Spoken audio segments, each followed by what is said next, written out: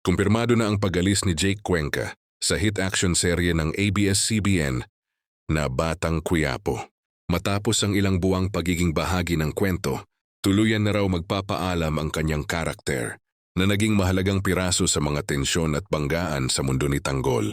Ayon sa mga impormasyong lumalabas, nakaplat na umano sa istorya ang kanyang exit bilang bahagi ng natural na daloy ng naratibo.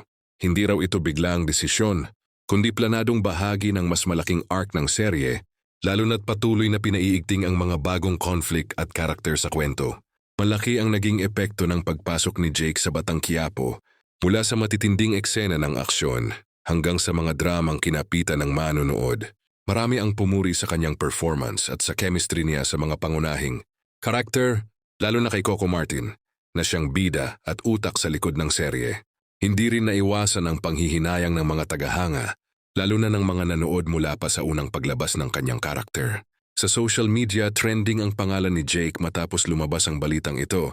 Kalaki pang pasasalamat at papuri sa kanyang naging kontribusyon sa palabas.